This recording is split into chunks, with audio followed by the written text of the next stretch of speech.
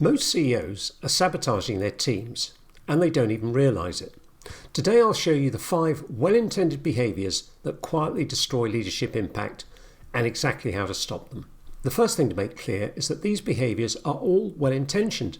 They're not malevolent in any way. They're all meant to help your people, your team and your organisation, even though they do the exact opposite.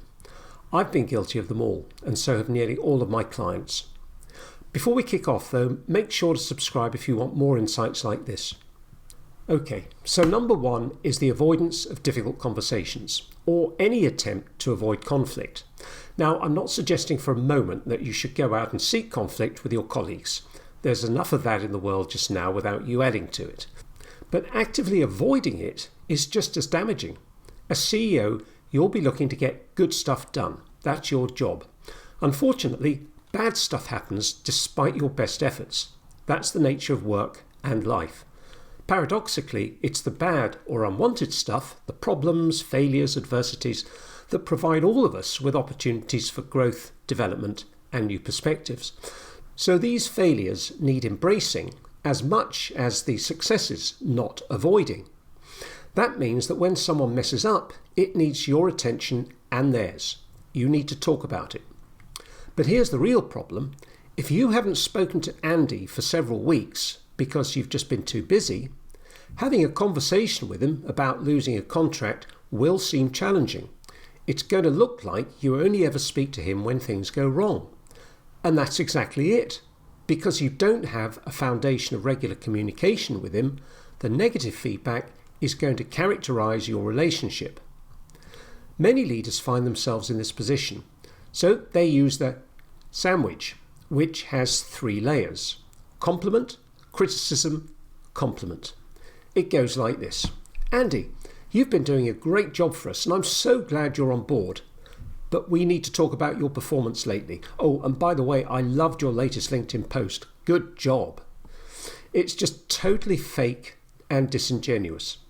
The solution is this. First, have the conversation. Bite the bullet. Sit Andy down and tell him what he needs to know. Don't try to sweeten the pill, it won't work. Then immediately start to establish the practice of regular conversations with all of your immediate team, which should prioritise your appreciation and gratitude for their work. And if you can't find anything to appreciate, why on earth are you employing them? The second thing to avoid is telling people how to do things. Really? Isn't that your job? No, your job is to tell people what to do, not how to do it, particularly at your level of seniority.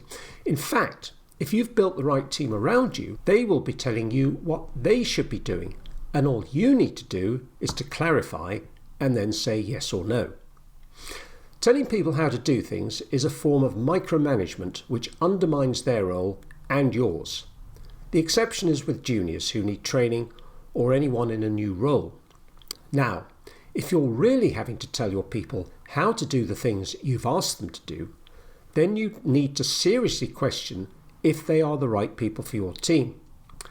But there is also a real possibility that you are not allowing them to work out how to do things for themselves. Not many employees, even senior ones, will push back and tell you they know how to do their job better than you do. And after all, they really should know better than you. Your CMO should be a better marketer than you. Your FD should be better with financials than you. And your HR director should be better at HR than you. If they're not, you have another problem which needs immediate attention. Number 3 is related to the second, but distinct. It's doing other people's jobs for them, or encroaching on their responsibilities. It's when you call an important client directly instead of asking your account director first. You'll probably have all sorts of terribly good reasons why. You've known her for years, you've played golf with her, etc. But nonetheless, you're damaging a key relationship by doing that and undermining your director's role. Stop it now. Sometimes CEOs or senior leaders will deliberately take on a task which would normally go to a member of their team because they enjoy it. It's a pleasant distraction from the everyday. It's also easy to dress up as helping them out. If they really need helping out, make sure you get their full approval first. It's their task, not yours, and you need to respect that, however senior you may be. Be very clear and honest about the true motivations behind taking on any task that falls under another's brief.